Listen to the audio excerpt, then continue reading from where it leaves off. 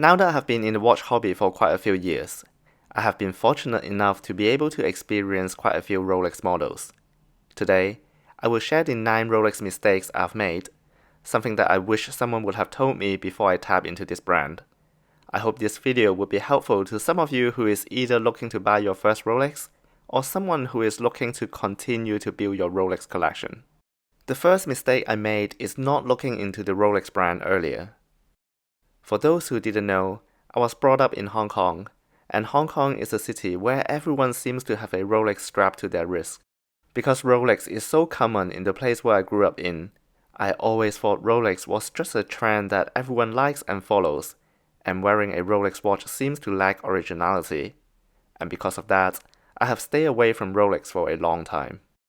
What I have learned over the past few years is that Rolex is popular for a reason. Yes, it might have quality control issues here and there. Yes, the current availability is terrible. And yes, I hate that we often have to pay over retail price to acquire a Rolex watch, which is stupid. But at retail price, I think Rolex offers great value for money. Their watches are robust, reliable, and it is from a brand with a lot of history, and is arguably one of the most recognizable brands in the world. I can totally see why collectors love Rolex, as the brand does punch above its weight at its price point. I really wish I had looked into the Rolex brand more before writing it off completely. Had I knew about Rolex as much as I do now, I would have bought a Rolex watch a lot sooner than I did. The second mistake I made was to assume that everyone who wears a Rolex watch is rich. I used to associate success with the Rolex brand. You landed on a new job, you buy yourself a Rolex. You got your well-deserved promotion, you reward yourself with a Rolex. You receive a nice juicy bonus, you treat yourself with a Rolex. Even I follow the same path, as the first Rolex I bought was to celebrate getting qualified in 2 professional qualifications. I have always subconsciously assumed whoever can afford a Rolex must therefore be rich. But boy oh boy, how wrong was I? The more I observe, the more I realize that the truth is quite the opposite. Yes, rich people do buy Rolex, but I find most people who owns a Rolex is actually poor. The reason why I say this is because a lot of people buy Rolex because of one reason. Rolex watches hold their value, and that is why there are so many discussions in watch forum, YouTube, Instagram, and other social media around the topic of value retention and appreciation. If a person is truly rich, he or she probably wouldn't care too much about whether a watch would appreciate in value or not. But if one cares so much about value retention, and that is the only reason why he or she chose to buy a Rolex over another brand, I wouldn't really call that person rich. The third Rolex mistake I've made was to stay away from those flashy precious metal Rolex models because I didn't want attention. Just to be clear, when I say flashy Rolex watches, I am referring to full yellow or rose gold pieces, or even two-tone steel and gold models. It is fine if you don't want to wear these watches because you don't like the color tone, but I would not stay away from precious metal just because they are flashy. The reason why I say this is because these precious metal pieces are probably the underdogs in the Rolex world, whereas the steel sports models are the ones that actually get all the spotlights and attention. So if you choose to wear a steel Daytona instead of a solid gold Day-Day because the Day-Day is too flashy, then I think you are kidding yourself. Another way to think about it is how many dollar value are you wearing on your wrist. For example, a steel Daytona is worth more than a steel and gold Datejust in the secondary market. So if you think about how flashy a watch is in terms of its price, the steel Daytona is more flashy than a bimetal Rolex. So if you really like steel and gold Rolex watches, go for it, and don't worry too much about the watch getting too much attention. The fourth Rolex mistake I've made was not considering the true lug-to-lug length of a Rolex watch. Most of you probably know that, aside from the case diameter, the lug-to-lug is also a very good indicator on how a watch might wear on your wrist. In fact, I would argue that lug-to-lug is even more important than case diameter. If you are interested in a Rolex watch that comes with an oyster bracelet, Just be mindful that Rolex uses male end links on its oyster bracelet, so the end links actually extend out beyond the lug-to-lug length. If I draw a comparison to Rolex little brother Tudor, you can see that the end links on the Tudor watches are female end links, and they don't protrude out. This means that the lug-to-lug of the Tudor is actually true to size. So when you consider your next Rolex model, just be mindful that the true lug-to-lug should be measured from end link to end link. This way, you'll have a better idea on how might the watch sit on your wrist. If you are liking this video so far, please do me a favor and give this video a like, subscribe, and share it with your friends. I would really appreciate that. The fifth mistake I've made was not knowing about a secret micro-adjustment function.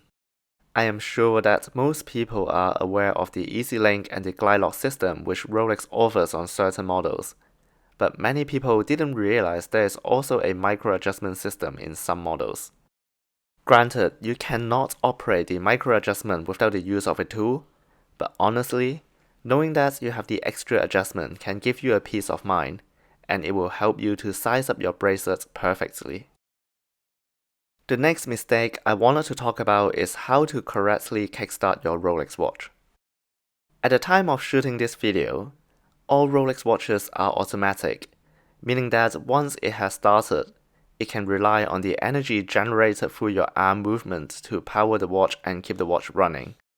Knowing that moving the watch can give it the power it needs to run the movement, whenever I pick up an automatic watch that has stopped running, I would naturally shake it to get it going, but I couldn't be more wrong. The proper way to give your Rolex watch the initial boost of energy is by manually winding through the crown. Once you have unscrewed the Rolex crown, the crown would automatically pop out and get into the first position, and this is the winding mode. All you need to do is to wind the crown between 30 to 40 times, and you will notice the second hand will start moving after a couple of winds, indicating that you have done it correctly. But bear in mind that you will need to keep winding for a bit even after you see the second hand's moves, as you will need the power of a full wind to ensure it has enough energy to keep good time. Once you have completed your 30 to 40 winds, set the time and remember to screw the crown back in. Mistake number 7 mainly impacts your Rolex bracelet, and I would say it has more of a negative impact to the Jubilee bracelet than the Oyster bracelet. You can probably guess the mistake by now, and that is wearing the watch too loosely. I would suggest not to wear your watches too loosely for 2 reasons. First, it is not really comfortable to have your watch moving back and forth when you move your arm, and if it is too loose, the crown is likely to make contact to the back of your hand and it can cause discomfort. The second reason is that wearing the watch too loosely could cause bracelet stretch. Yes, remember all these Rolex bracelet stretch pictures you have seen online? Wearing your watch too loosely will accelerate the time it takes to get to the stretchy status. I would recommend sizing the bracelet to get a good fit. The next mistake I've made is not taking good care of my watches. The polish finish on Rolex watches is really nice, but it does come with a downside, and that is how easily you can scratch the polish area. I always recommend you to store your Rolex watches in a watch box, but seriously, if the watch is your daily driver, you are not going to put it back in the box knowing that you'll have to take it back out in 12 hours time. What you are most likely going to do is just lay your watch down at your desk, and guess what? The polish area is going to get scratched. Just look at my day just here. It is a very good example. I would recommend 2 options. First is to use a watch stand.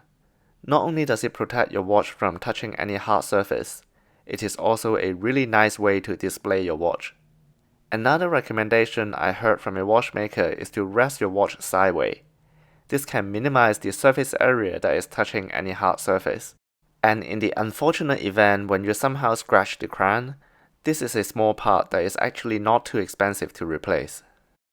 The 9th Rolex mistake I've made was falling into the supply and demand trap and rush into buying a Rolex watch that I might not have otherwise. As it currently stands, we cannot just walk into any Rolex authorized dealer and walk out with a Rolex watch on the very same visit. You probably need to register your interest and wait for your allocation to arrive. Unless you are YouTuber SC, who managed to walk into an AD and walk out with a Submariner with no weight. Go check out his video if you are interested. What you may encounter is your AD offering you something similar to what you have registered for. For example, if you are after the Submariner date, your AD may offer you a Submariner instead. Or if you register for a Steel Datejust 41, your authorized dealer may offer you a Steel and Yellow Gold Datejust 36. The point is, the exact configuration you want may not be available, and your AD may offer you some sort of alternative. They may even give you pressure, saying if you don't take it now, the watch may be offered to someone else and it would be too late if you change your mind later on. My best advice is to sit on the decision for as long as the AD would let you, and consider it very seriously before you make a decision. If you really want a Submariner date, don't take the Submariner your AD offers you, as I think you would always have the urge to buy that Submariner date that you really wanted in the future. Now that you have learned the 9 Rolex specific mistakes, I would highly recommend you to check out this video where I've discussed the other costly mistakes I've made throughout my watch collecting journey. Cheers.